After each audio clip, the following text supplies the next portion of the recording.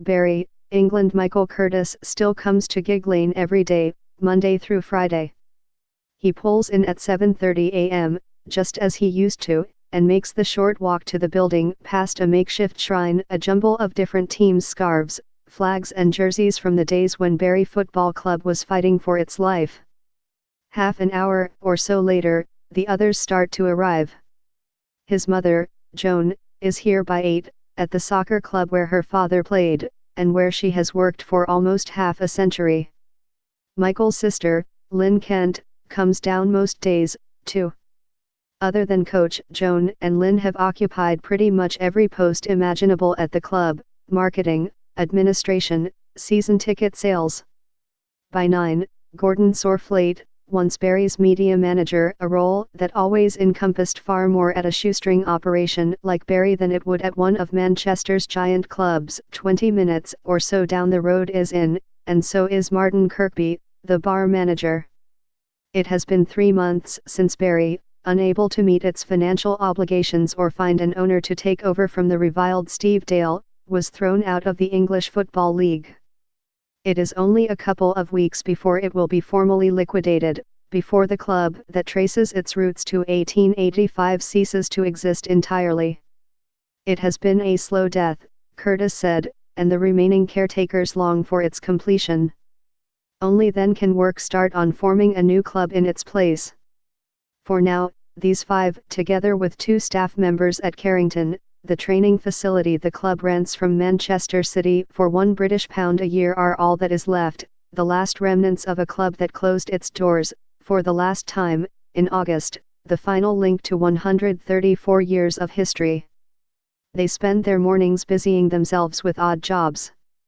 Joan has kept the fan lottery going, counting up the money received on an adding machine she has used since the 1970s. Fewer and fewer people are playing, she said, most of them worry that the money might end up with Dale. And nobody wants to give a penny to him, said Curtis, her son. Sorflate's responsibilities, now, extend to no more than a little bit of tidying up. The bars at the stadium have all been mothballed, closed and shuttered, so now Kirkby's role is washing up, a bit of laundry, keeping the place secure. He worries that people might start to clamber over the walls, in search of a game of soccer. We're conscious that if 1 or 2 get in, it might start to get out of hand, he said. On the weekends, a couple of them will drive past now and then, just to make sure nobody has broken in. There is not much more any of them can do. The phone and the internet were cut off months ago. There is still power, although they try not to use it because they know the bill is overdue. The only heat comes from a portable gas canister a fan brought down a few weeks ago. It has been placed next to Joan. He said to tell him when the gas runs out, and he'll replace it, she said. Curtis is the exception. He was the groundskeeper here for 26 years. Was. I don't like that past tense, he said. Nobody has played on the field at Gig Lane since July 24, when Blackburn Rovers came for a pre-season friendly ahead of a season that, for Bury, never started. It is not yet clear if anyone will ever play here again. Still, though, once a week or so depending on the weather, Curtis goes out and cuts the grass, making sure the playing surface is as pristine as it can be. It is, he said, a good field, he is proud of it. We've seen with other clubs, the stadium falls into disrepair, he said. We don't want it to go to rack and ruin, whatever happens. Like the others, Curtis is not being paid. He has not been paid for months. The hope is that liquidation might at least trigger a so-called redundancy package, the British term for a severance payment that might deliver some of his lost wages. As far as his friends and neighbors are concerned, he must be either stupid or mad to continue to come to work. His family, at least, understands. His mother and sister are here with him, after all. He met his wife at the club, too.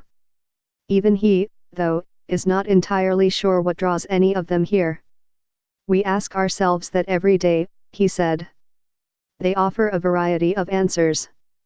There is a practical consideration: walking away might affect their severance, depending on how the club is liquidated. Boredom, too, is a factor. Saurflate has tried to find work, but at 56 has found that he is considered too old for the roles he has pursued.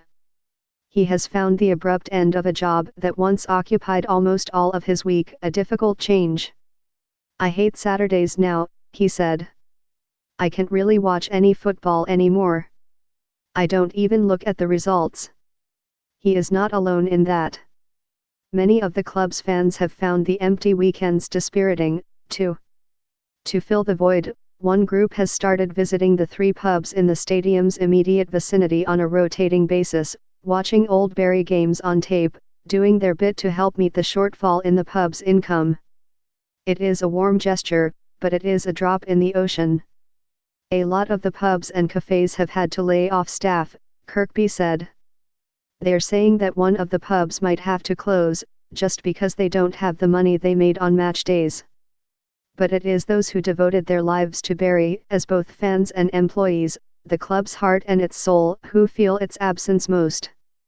That is," Curtis said, "the other force drawing them all here. We do it for love of the club," he said. "It's out of loyalty." He knows, of course, that the club is gone.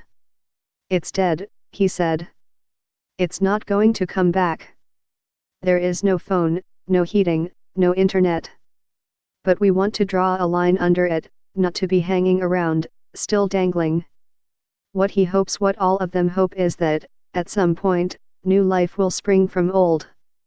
There is talk in the town of a new club, a Phoenix team, arising once Old Bury's last rites are read. It may play at Gig Lane. The stadium is subject to an order that it has to be preserved for community use, or it may not.